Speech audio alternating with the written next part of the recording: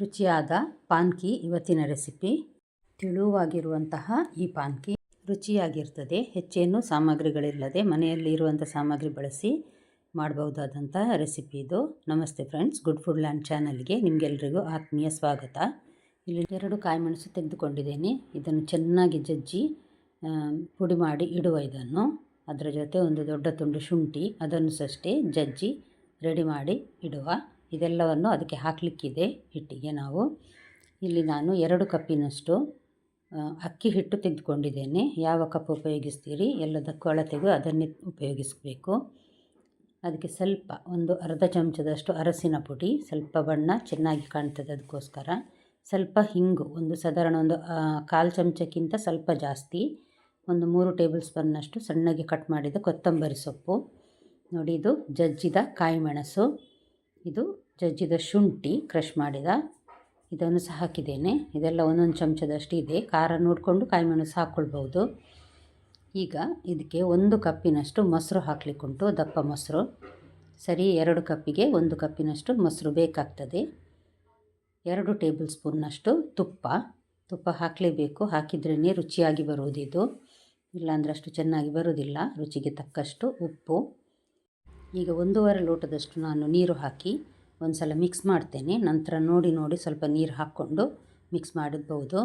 ಇದೊಂದು roasted jeera powder, ಒಂದು ಅರ್ಧ ಚಮಚ ಸಣ್ಣಗೆ, ಭಾರಿ ಒಳ್ಳೆ ಪರಿಮಳ ಮತ್ತು ರುಚಿ ಕೊಡ್ತದೆ ಇದು ಸಹ. ಈಗ ನೋಡಿ 1.5 ಕಪ್ಪಿನಷ್ಟು ಮೊದಲು ನಾನೀಗ ನೀರು ಹಾಕಿದ್ದೇನೆ. ಒಂದು ಸಲ ಈ ರೀತಿ ಮಿಕ್ಸ್ ಮಾಡುವ. ನಂತರ ನೋಡಿ ನೀರು ಹಾಕ್ಕೊಂಡ್ರೆ ಆಯಿತು. ಚೆನ್ನಾಗಿ ಒಂದು ಸಲ ಮಿಕ್ಸ್ ಆಗಲಿ ಇದು. ಈಗ ನಾನು ಪುನಃ 1 ಲೋಟದಷ್ಟು ನೀರನ್ನು ಹಾಕ್ತೇನೆ. ನೋಡಿ, ಚೆನ್ನಾಗಿ, ಇದು ತುಂಬ ದಪ್ಪ ಸಹ ಇರಬಾರ್ದು, ತುಂಬ ತೆಳು ಸಹ ಇರಬಾರ್ದು. ಅಂದರೆ ನೀರು ದೋಸೆಗೆ ಹೇಗೆ ತೆಳುವು ಮಾಡ್ತೇವೆ ಆ ರೀತಿ ಇರಬಾರ್ದು. ನಾವು ಬಾಳೆ ಎಲೆಯಲ್ಲಿ ಹಾಕೋದ್ರಿಂದ ಬಾಳೆ ಎಲೆಯಲ್ಲಿ ನಿಲ್ಲುವ ಹಾಗೆ ಇರಬೇಕಿದು.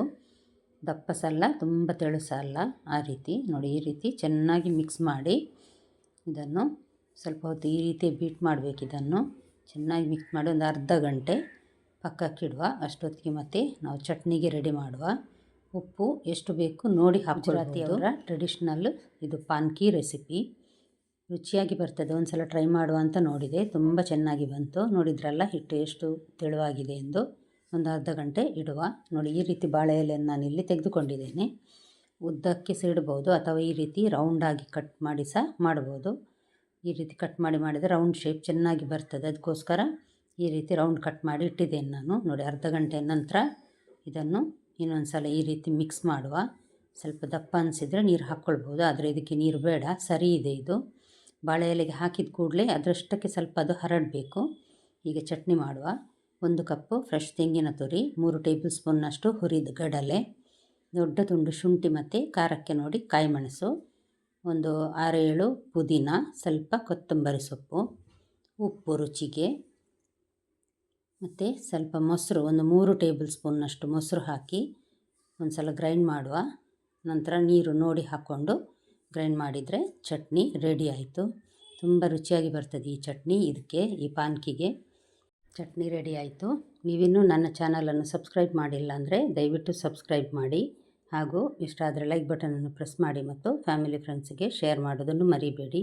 ಇದಕ್ಕೆ ಸ್ವಲ್ಪ ನಾನು ಎಣ್ಣೆ ಹಚ್ತಾ ಇದ್ದೇನೆ. ಎಣ್ಣೆ ಹಚ್ಚದಿದ್ದರೂ ಎಲೆಯಲ್ಲಿ ಚೆನ್ನಾಗಿ ಬಿಡ್ತದೆ ಅದು, ಆದರೂ ಸಹ ಸ್ವಲ್ಪ ಎಣ್ಣೆ ಹಚ್ಚಿದ್ದೇನೆ.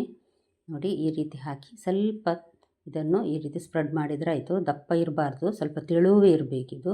ತೆಳು ಇದ್ದರೆ ತಿನ್ನಲಿಕ್ಕೆ ರುಚಿಯಾಗಿ ಬರ್ತದೆ. ಈ ರೀತಿ ಮಾಡಿ ಇನ್ನೊಂದು ಬಾಳೆ ಎಲೆಯಿಂದ ಇದನ್ನು ಈ ರೀತಿ ಮುಚ್ಚಬೇಕು. ಮೆಲ್ಲ ಉರಿಯಲ್ಲಿ ಇದನ್ನು ಬೇಯಿಸಬೇಕು. ಬೇಗ ಬೇಯ್ತದೆ, ತೆಳುವಾಗಿರಲಿ ಉಂಟು. ನೋಡಿ, ಈ ರೀತಿ ಎಲೆ ಬಾಡಿದಾಗ ಮಗುಚಿ ಹಾಕಿದರೆ ಆಯಿತು. ನೋಡಿ, ಬೇಗ ಆಗ್ತದೆ ಇದು. ತುಂಬ ಟೈಮ್ ಏನು ತೆಗೆದುಕೊಳ್ಳೋದಿಲ್ಲ. ತುಂಬ ರುಚಿಯಾಗಿ ಬರುವಂಥ ಈ ಪಾನ್ಕಿಯನ್ನು ಒಮ್ಮೆ ಟ್ರೈ ಮಾಡಿ ನೋಡಿ. ಒಂದು ಪಾನ್ಕಿ ರೆಡಿ ಆಯಿತು. ನೋಡಿ, ಬಾಳೆ ಎಲೆಯಲ್ಲಿ ಎಣ್ಣೆ ಹಾಕಿದ್ರಿಂದ ಇಷ್ಟು ಚೆನ್ನಾಗಿ ಬರ್ತಾ ಇದೆ. ಇನ್ನೊಂದನ್ನು ಇದೇ ರೀತಿ ನಾನು ಮಾಡಿ ತೋರಿಸ್ತಾ ಇದ್ದೇನೆ ನಿಮಗೆ. ನೋಡಿ, ಇದೇ ರೀತಿ ಸ್ವಲ್ಪ ತೆಳುವಾಗಿದ್ದನ್ನು ಈ ರೀತಿ ಸ್ಪ್ರೆಡ್ ಮಾಡಬೇಕು. ನೋಡಿ, ತೆಳು ಇರಬೇಕಿದು. ದಪ್ಪ ಇದ್ದಷ್ಟು ಚೆನ್ನಾಗಿ ಬರೋದಿಲ್ಲ, ತೆಳುವಾದ್ರೇ ರುಚಿಯಾಗೋದು. ಇದರ ಮೇಲೆ ಇನ್ನೊಂದು ಬಾಳೆ ಎಲೆ ಹರಡಿ ತೆಗೆದ್ರೆ ಇನ್ನೊಂದು ಪಾನ್ಕಿ ರೆಡಿ ಆಗ್ತದೆ. ಸುಮಾರು ಟೈಮ್ ಏನು ತೆಗೆದುಕೊಳ್ಳೋದಿಲ್ಲ ಇದು. ಬೇಗನೆ ಆಗ್ತದೆ. ಈಗ ನೋಡಿ, ಈ ರೀತಿ ಉದ್ದ ಬಾಳೆ ಎಲೆ ಇಟ್ಟು ಸಹ ಮಾಡ್ಬೋದು. ಇದನ್ನು ಬಾಳೆ ಎಲೆಯಲ್ಲೇ ಮಾಡುವಂಥ ರೆಸಿಪಿ ಇದು. ಖಾಲಿ ಕವಲಿಗೆ ಹಾಕಿ ಮಾಡಲಿಕ್ಕೆ ಅಷ್ಟು ಚೆನ್ನಾಗಿ ಬರೋದಿಲ್ಲ.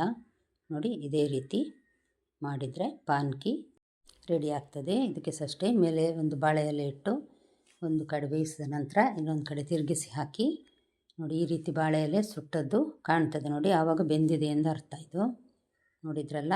ಹಾಗಾದರೆ ನಾಳೆ ಇನ್ನೊಂದು ಹೊಸ ರೆಸಿಪಿಯೊಂದಿಗೆ ಮತ್ತೆ ನಿಮ್ಮನ್ನು ಭೇಟಿ ಆಗ್ತೇನೆ. ಧನ್ಯವಾದ.